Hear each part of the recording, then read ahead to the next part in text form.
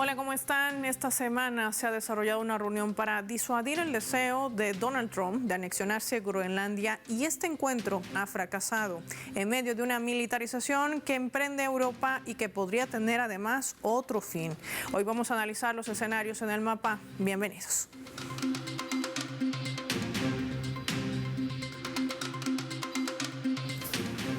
Les proponemos desplazar nuestro mapamundo e identificar algunos datos claves para poder entender qué está sucediendo en Groenlandia, que se encuentra aún en la mira de Estados Unidos.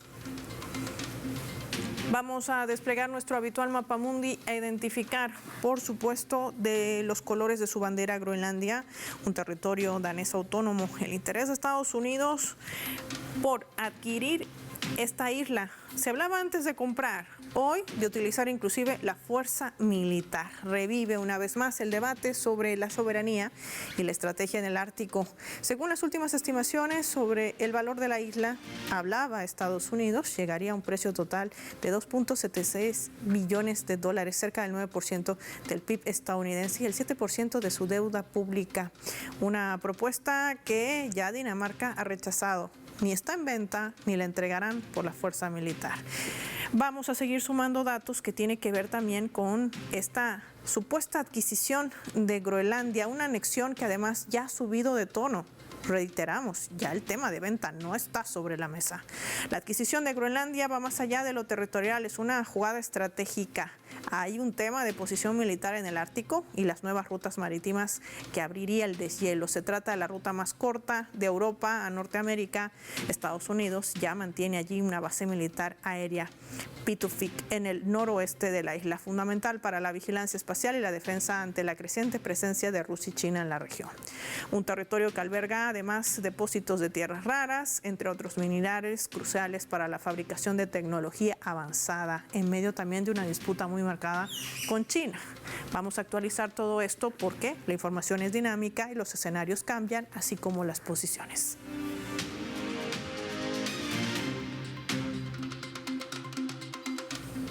Vamos a recibir a nuestros invitados. Nos acompaña desde España Carmen Parejo, escritora y redactora del medio digital Revista La Comuna. Carmen, qué gusto tenerte en el mapa de Telesur. Bienvenida. Muchas gracias por la invitación. Vamos a sumar también al análisis desde Italia. Se conecta con nosotros Fabrizio Casari, analista político, periodista. Fabrizio, bienvenido al mapa de Telesur. Gracias, gusto verlo. Carmen, empezamos por las damas. Te pregunto de manera puntual, ¿ya esa retórica de una compra de Groenlandia ha quedado fuera de la mesa de debate? El miércoles se reunía una comisión supuestamente para tratar de disuadir al presidente de Estados Unidos en lo que ellos han denominado el deseo de anexarse Groenlandia. El tema militar cobraría más fuerza. La gran pregunta es, ¿por qué cambiar de narrativa en medio de un contexto tan complicado para el mundo? Bueno, yo creo que hay que tener en cuenta que la narrativa primero de Donald Trump cambia constantemente conforme a que los planes que va planteando pues no le salen como tenía planteado, pero de todas formas hay que entender que al final hay una negociación no entre iguales, sino una negociación con Dinamarca, que es un país que está en la OTAN, que es un país que está en la Unión Europea y que es un país que al final también está subordinado al liderazgo de Estados Unidos a nivel internacional. En el caso de Groenlandia, evidentemente abriría aún más las fisuras que ya existen dentro de ese bloque, las fisuras que existen entre los socios atlantistas que hemos ido viendo a lo largo de todo este tiempo. Pero yo creo que la narrativa de Donald Trump lo que coincide siempre es en esa búsqueda de la coerción, esa búsqueda de esforzar la situación para obtener beneficios y evidentemente también para obtener ventaja dentro de una posible negociación. Y efectivamente la anexión es que es lo que ha planteado desde el principio. Se lo ha planteado de distintas formas, pero es algo que Estados Unidos ha dejado claro y ha dejado constancia de que ese es su verdadero interés. Ahora, en medio de este escenario, Fabricio, es interesante ver cómo este término de negociación realmente no aplica para el caso de Groenlandia. En una negociación tiene que haber una parte y una contraparte. Aquí hay una imposición real. Inclusive la propia portavoz de la Casa Blanca, Caroline Leavitt, decía, si se utiliza la fuerza militar, estamos listos. ¿Qué busca realmente Estados Unidos bajo el pretexto de su seguridad nacional en Groenlandia? Paula, su seguridad nacional nada tiene que ver con lo que están haciendo. Hay que recordar que ya que Trump sigue diciendo que está lleno de barcos rusos y chinos que transitan por ahí, que es lo que es normal, ya que es ahí su zona de frontera, pero ellos trataron de comprar Groenlandia ya desde el 1814. Lo intentaron otra vez 40 años después. Creo que no existía ni la China de Mao y tampoco la Unión Soviética. Así que esto es un cuento de hadas. La verdad es la preocupación extrema, no solo y no tanto por la riqueza que tiene Groenlandia. Estamos hablando de un territorio grande como 6 veces Alemania, como 4 veces Francia, o 7, 8 veces Italia. Estamos hablando de un lugar donde se valora el 13% del petróleo del mundo y el 17% del gas. Estamos hablando entonces de un lugar completamente inexplorado. Y, sobre todo, estamos hablando de la ruta ártica rusa, que con China ha comenzado a desarrollarse debido al cambio climático que ha permitido un poco de maniobra mejor porque el hielo se va derritiendo y ya son varios los comercios que han comenzado por ahí transitando. Entonces, ¿qué significa eso? Significa que esa nueva ruta que sale completamente del control operado por el Canal de Suez y el Mar Rojo, que incluso son áreas muy calientes, simple y sencillamente ponen los Estados Unidos en jaque. Paula, tú sabes que los Estados Unidos controlan los mares. Su verdadero poderío militar es el control de los mares con sus 8 flotas militares. Bueno, en el mar transita el 90% del comercio mundial. Encontrar una ruta que no pasa por los puertos europeos y norteamericanos donde se pueden encontrar sanciones o bloqueos y que llega pasando debajo por otra ruta, esto es tener una vía alternativa de circulación y útil para el negocio, para el comercio.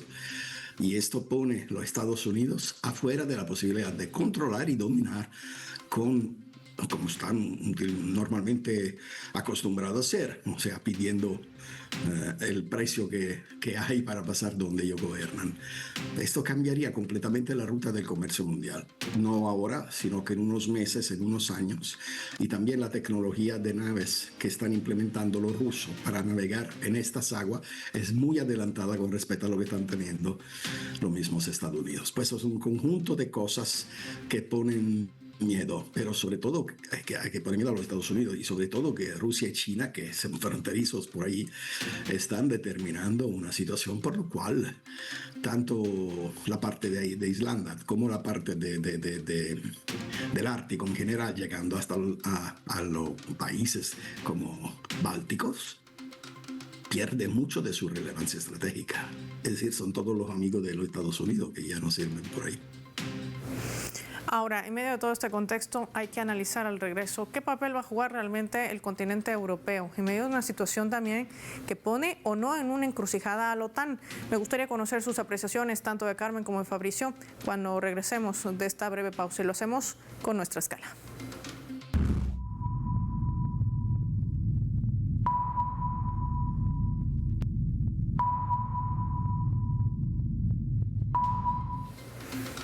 A través de este portal web de una cadena aliada de nuestra multiestatal Telesur, hablamos de RT, que está titulando de la siguiente manera: sírvanse lo que ustedes han preparado, decía Zaharova, sobre la caída en picado de Europa con Groenlandia. Países europeos son víctimas, decía en sus declaraciones, del precedente que ellos mismos han sentado al arrebatar, ese término utilizó, Kosovo a Serbia, declaró el jueves la vocera de Cancillería rusa, María Zaharova, comentando las amenazas que emprende el presidente de los Estados Unidos, Donald Trump, lanzar a Dinamarca sobre Groenlandia cuando arrebataron y cortaron ilegalmente Kosovo de Serbia. Los países europeos, ahí justamente decían, no se imaginaban que se caerían en picado y se convertirían en rehenes del plan que ellos mismos aprobaron y elaboraron. Sírvanse los que prepararon, no se atraganten, no se aceptan devoluciones, manifestaba, según argumentó al apoyar la independencia de Kosovo, declarada el año 2008 y no reconocida por Moscú.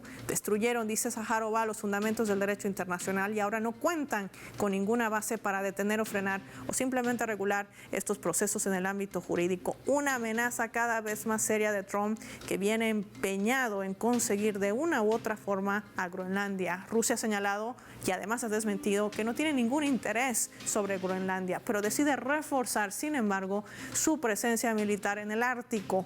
No va a permitir ningún tipo de distracción, así también lo han calificado, sobre esta narrativa que hoy inclusive centra la atención del propio continente europeo en lo que está pasando en Irán, cuando deberían centrar sus energías en tratar de resolver lo que aqueja también a Groenlandia. De esto y más hablamos al volver.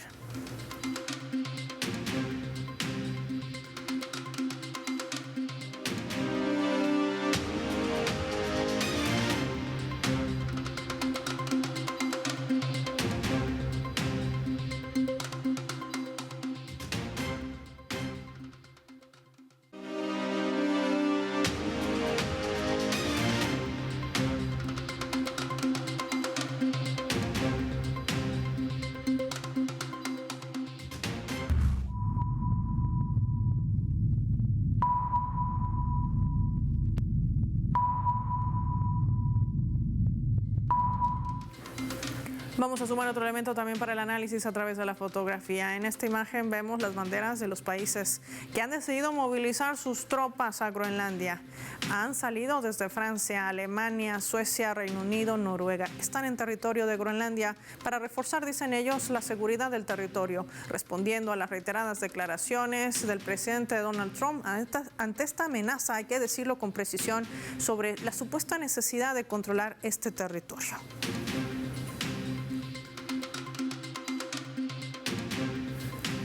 Carmen, esta situación no solamente pone en vilo al continente europeo, están en una encrucijada.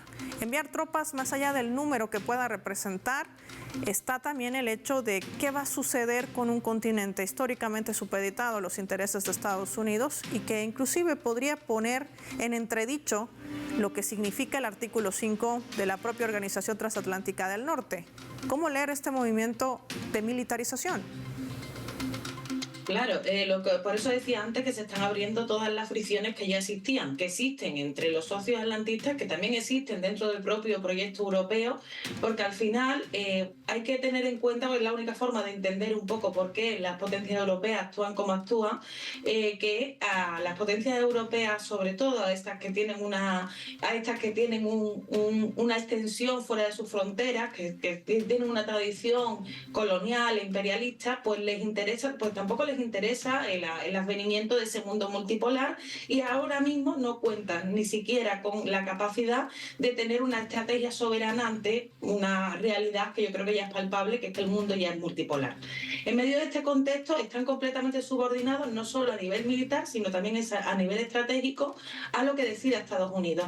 Y Estados Unidos, por su parte, asume ese liderazgo no solamente como un liderazgo, sino como una forma de tener una estrategia propia, donde subordina aún más a estas potencias europeas, entendiendo además que de alguna manera tienen esa contradicción interna de no poder por su propia naturaleza incluirse en ese mundo multipolar, pero por otra parte asumir el discurso o la estrategia de Estados Unidos lo subordina aún más. Entonces sí, se han quedado, yo creo que lo que estamos viendo es como Europa se ha quedado fuera de juego por completo dentro de las dinámicas internacionales, no solamente en el caso de Groenlandia. Estaba diciendo Sájarova lo de Irán, cuando Donald Trump se sale del acuerdo nuclear con Irán, eso sobre todo a quien dañó también fue a Europa, que era quien se beneficiaba más de la relación comercial que ese acuerdo establecía. El caso de Rusia es el más palpable, la ruptura con Rusia ha dañado a la industria europea.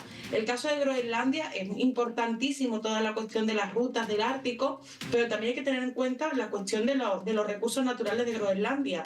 Groenlandia tiene 25 de los 34 minerales críticos que dice la Unión Europea necesitar, y esto está ahora mismo establecido dentro de esa autonomía de Groenlandia.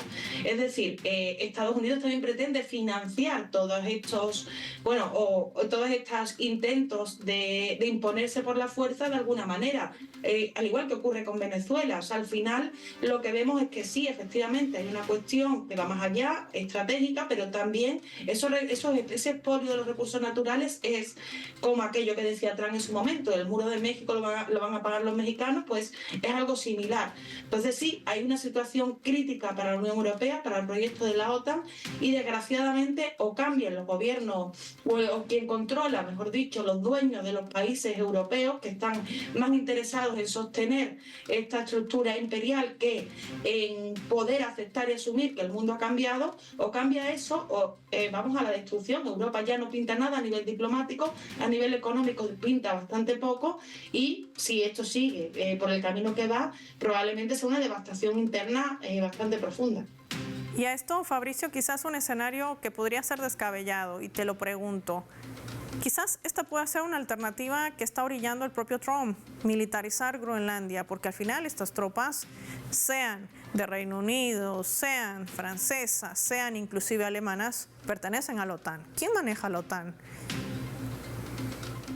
Lo divertido es que el artículo 5 prevé que haya un agresor desde afuera. Por lo tanto, la respuesta colectiva de la OTAN. ¿Y si el agresor es desde adentro? ¿Y si es el jefe de la alianza? Esto no está previsto. Me gustaría que la prensa europea lo explicara, incluso porque tienen 3 años de explicarnos que Putin quiere invadir Europa hasta Portugal, y ahora nos encontramos que son los Estados Unidos los que invaden Europa. Mira, Europa ha perdido cualquier nivel posible de interlocución política, de capacidad diplomática, que eran sus mayores instrumentos, y de fuerza económica, por el suicidio que ha decidido autoperpetrarse para obedecer al viejo Biden y al orden imperial que exigía el arrodillamiento de Rusia. Al final, lo que sale es que lo que está arrodillado hoy es Europa. Mira, en una cuestión como la de Groenlandia, es una cuestión más de imagen que realmente de importancia desde el punto de vista estratégico, porque el control de la monarquía danesa sobre Groenlandia jamás ha determinado por parte de Europa una capacidad mayor o menor de existir y de cumplir con su objetivo. La cuestión es fuertemente política, obviamente. Es decir, que se levanta una mañana Trump y dice, eso es mío, me lo agarro, así como hizo con Venezuela, así como piensa de hacer con otros países, esperando que el tiro le salga de verdad por la culata. Pero ¿cuál es el tema? Es que Europa, que ha pegado grito para defender un país como Ucrania, que no es europeo, ahora no puede estar callada con Groenlandia, que al final es parte de la Unión Europea, indirectamente, siendo territorio de la corona danesa. Entonces, tú dices, ¿qué nivel de relación podría haber? Ninguno. ¿Sabes por qué? Porque los Estados Unidos no han dado claro, con lo que ocurrió en Caracas, que en este momento violan cualquier norma del derecho internacional, no tienen resguardo por ninguna institución internacional, incluso con los aliados. ¿Por qué? Porque en ese momento de desesperación total político, económica y financiera de los Estados Unidos, el tema para ellos no es tener aliados, sino que tener alineados. Es decir, no hay ninguna interlocución política, no hay ninguna discusión, es la obediencia ciega y debida, punto. Así que Europa se va a sentar en la mesa, nada más que en vez de encontrarla en la silla, la encuentras en el menú. Un escenario que además pone en entredicho lo que acaba de manifestar Fabricio Casari, una ruptura total del sistema internacional. Pero ¿será así de simple? Le propongo a Carmen revisar este otro escenario.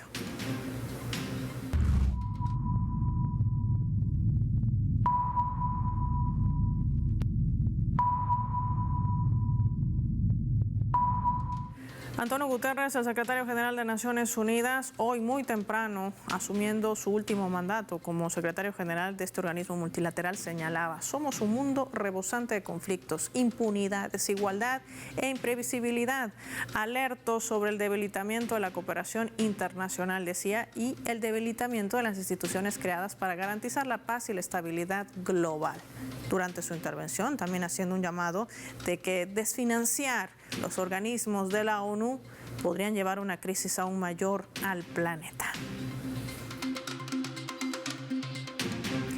Carmen, Naciones Unidas, Consejo de Seguridad, Asamblea General, es decir, podemos hablar mucho de la ONU y su papel, pero ¿qué va a hacer realmente Naciones Unidas en medio de todos estos conflictos que el propio Guterres reconoce, pero que no apunta a realmente al responsable, o quizás este es un mensaje dirigido. La gran pregunta es ¿a quién? Bueno, hay que tener en cuenta que Naciones Unidas lleva 2 años, bueno, más de 2 años, sin poder frenar un genocidio que cumple con todos los puntos que el derecho internacional considera que es genocidio. Es decir, que no hay ninguna duda en que eso es un genocidio, lo han denunciado, han sacado resoluciones, han sido asesinados incluso trabajadores de Naciones Unidas en Gaza, y aún así no han sido capaces de frenarlo. Creo que esto nos dice mucho sobre qué ocurre con ese organismo. Es cierto que es el mayor foro multilateral existente, es decir, es la única herramienta donde todos los países o casi todos participan, y por lo tanto es necesario que exista, pero al final lo que vemos es que todas las desigualdades estructurales creadas por la dinámica del imperialismo, por esa dinámica del centro y periferia, por esa dinámica histórica de dependencia, de descolonización falsa, de neocolonialismo, eso se refleja constantemente en Naciones Unidas, no solamente en lo que es evidente, como por ejemplo los derechos a veto en el Consejo de Seguridad, sino también en lo que es menos evidente, que es la capacidad para tomar decisiones y enfrentar pues no solo los conflictos armados, sino todas estas situaciones de injusticia internacional que vivimos. La única esperanza a todo esto es que, como decía antes, o sea, la multipolaridad, por lo menos en lo económico, parece que ya se está afianzando, y esto puede ayudar a que se pueda crear una multipolaridad política. Lo difícil es que estamos justo en el momento intermedio donde o surgen nuevos organismos internacionales que puedan verdaderamente enfrentar esto, o lo que tenemos que conformarnos con unas Naciones Unidas que lo único que nos sirve es como un reflejo de lo que hay y no tanto como un mecanismo efectivo para hacer cumplir ese derecho internacional.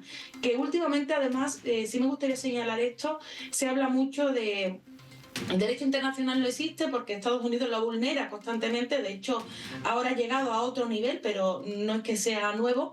Pero creo que sí que es importante señalar que el derecho internacional sí existe, porque es importante señalar que lo incumplen, que existen esos tratados, que está establecido que, por ejemplo, un genocidio no es una opinión, sino que es algo que está redactado, porque es con lo único que contamos a la hora de poder hablar o colaborar o incluso enfrentarnos dentro de un mundo civilizado. Sin eso ya no tendríamos nada.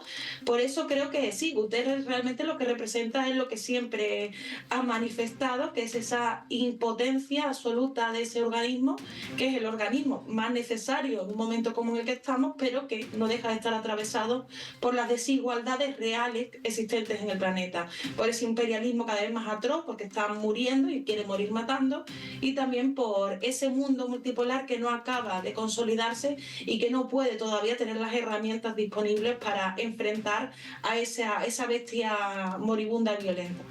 Reimponer una hegemonía por la fuerza, dice Carmen Parejo. Agradecerles a ambos, también a Fabricio, por compartir sus valiosos análisis con nuestros televidentes del Mapa.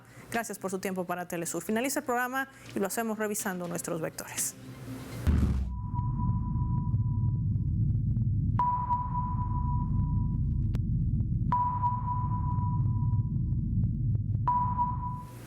Nuestro radar en el mapa hoy nos refleja las 3 claves sobre este tema. Groenlandia, crisis de la OTAN, hablemos de soberanía. Un principio violentado por Estados Unidos apuntando para apoderarse de Groenlandia bajo el pretexto de su seguridad nacional. Nada tiene que ver con ello. Todo para revertir la pérdida de su hegemonía frente a China y Rusia, violentando todo el sistema internacional mundial, sin importar si de por medio se lleva vidas humanas.